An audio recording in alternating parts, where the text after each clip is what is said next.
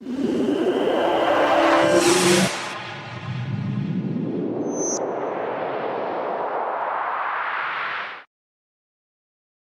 करेंगे विक्रम सेठ की poem the frog and the Nightingale के क्वेश्चन आंसर की। ये इस पोयम की तीसरी वीडियो है, जिसमें कि पहले वीडियो में हम लोगों ने समरी थीम और आयरनी मॉरल की बात करी। दूसरे वीडियो में हमने टेक्स्ट को एक्सप्लेन किया, और ये जो तीसरा वीडियो है ये इसका लास्ट वीडियो होगा। इसमें क्वेश्चन आंसर को हम डिस्कस करेंगे। तो चलिए शुरू करते हैं इस वीडियो को बिना किसी देरी के। Question number A is just wait, मैं थोड़ा सा अपना पेन ले लूँ फिर मैं शुरू करती हूँ। या क्वेश्चन नंबर पहला जो है वो ये है कि how did the creature of Bingle Bog react to the nightingale's singing. तो बहुत अच्छा है, बहुत अच्छा क्वेश्चन है। आप पहले जैसे कि कविता में आपने पढ़ा कि जो क्रिएचर थे बिंगल बॉक के, वो बहुत ही इंटरेस्टेड थे उसके सॉन्ग से, बट धीरे धीरे जैसे कि उसके सॉन्ग में वो फ्रेशनेस की कमी होती गई, वो थकने लगी और वो उदास रहने लगी, तो कहीं ना कहीं उसका असर उसके सॉन्ग पर भी पड़ा। तो gradually they lost interest in her singing.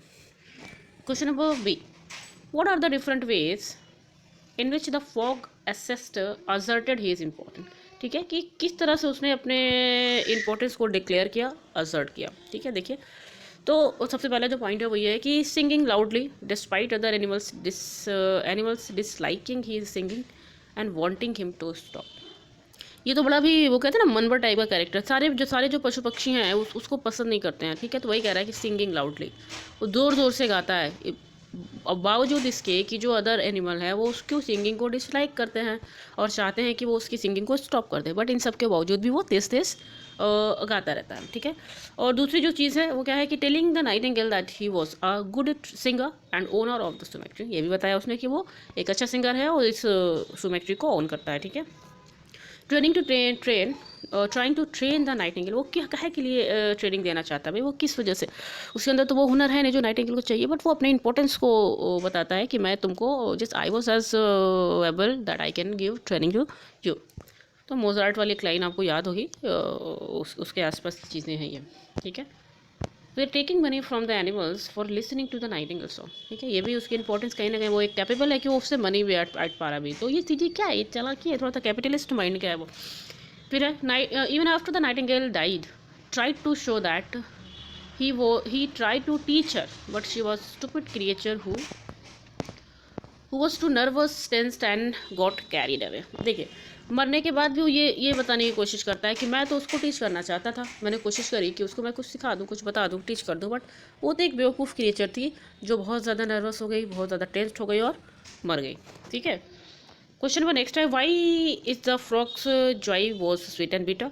So it is because he was earning money due to the song of the nightingale and his joy was bitter because the nightingale had broken his supremacy in the Bengal ball। ठीक है, तो sweet क्यों था भाई, क्योंकि वो पैसा add रहा था उसके सॉन्ग से, और दूसरा जो बिटर मतलब उसकी जो कड़वाहट थी, वो उसकी जो खुशी की कड़वाहट थी वो क्या थी कि वो उसकी जो सुप्रीमेसी थी कहीं ना कहीं उसने उसको ब्रेक कर दिया। ठीक है, नाइटिंगेल ने अपनी सिंगिंग से उसकी सुप्रीमेसी को ब्रेक कर दिया, जिससे कि सारे जो ऑडियंस है, जो बाकी के क्रिएचर्स है, वो टर्न हो गए थे उसकी तरफ। Why was the frog angry? So he was angry because the collection from tickets was dwindling। इसकी वजह से वो एंग्री हो गया, वो धीरे धीरे उसको डेक्लिनेशन की तरफ उसका जो कलेक्शन था वो था। How were the frog become the unrivalled king of the bog again. तो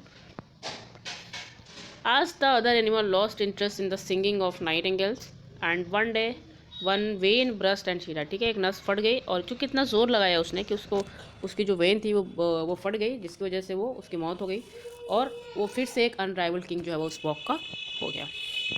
अब थोड़ा सा डिस्कस टाइप के क्वेश्चन है बच्चों, हमें इन सारे क्वेश्चन को थोड़ा सा सोचना पड़ेगा और तब आंसर देना पड़ेगा। आप भी अपने, मैंने तो यहाँ पे आंसर लिखा, आपको भी अगर कोई अपना आंसर समझ में आता है तो आप मुझे प्लीज़ कमेंट बॉक्स में लिख के बताइए।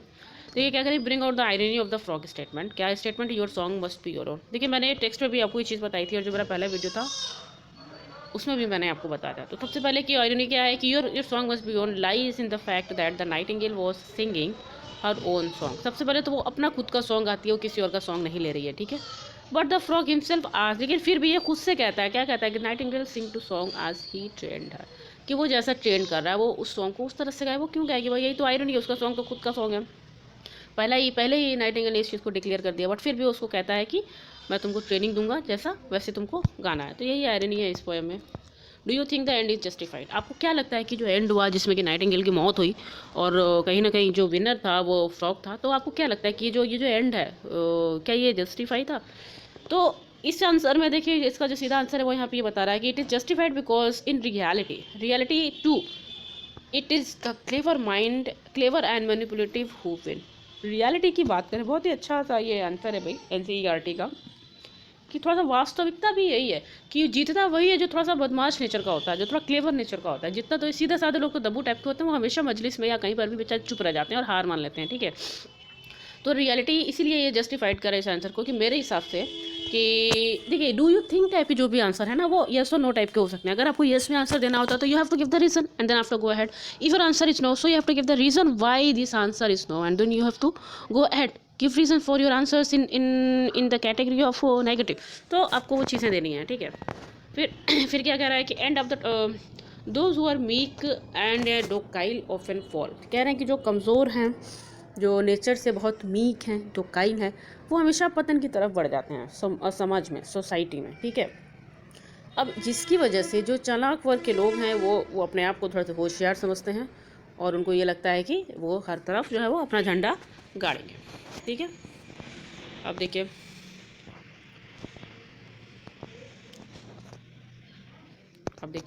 Because they end up following in trap and follow the wrong kind of people and are not strong enough to stand for themselves. वो इतने स्ट्रॉन्ग नहीं होते हैं कि वो अपना खुद का वो एक प्रॉपर स्टैंड ले सकें। वो खुद के बारे में वो एक किसी रॉन्ग पर्सन की सलाह के अकॉर्डिंग काम करते हैं, ठीक है। नेक्स्ट क्वेश्चन है, do you think the nightingale's is brainless? Give reason of your answer. क्या आपको लगता है कि क्या वो एक ब्रेनलेस बर्ड थी? भाई इसका तो सीधा सा आंसर है यस, क्योंकि हम सब लोग कहेंगे कि वो इतना तो थोड़ा तो सोचना चाहिए ना कि एक बैरीटोन जैसी वॉइस एक नाइटिंगेल नहीं निकाल सकती। कोई आपसे कहता है कि तुम अपनी वॉइस को एक क्या बोलते हैं कि सपोज कि कोई एक जेंट्स है, अपनी वॉइस को किसी लेडी के सेंस में निकाली, तो that is somewhere very tough work, it is somewhere impossible, है ना। तो कह रहे हैं कि yes I think the Nightingale is brainless because firstly she believed the frog that he own the tree. पता नहीं ये सही था कि नहीं, बट झट से उसने बिलीव कर लिया। And he was splendid singer, ठीक है, इस पर भी उसने यकीन कर लिया झट से। She did not once think that he could be lying. उसने कभी सोचा ही नहीं कि क्या मतलब क्या प्रूफ है कि वो इस ट्री का मालिक है और वो एक ग्रेट सिंगर है।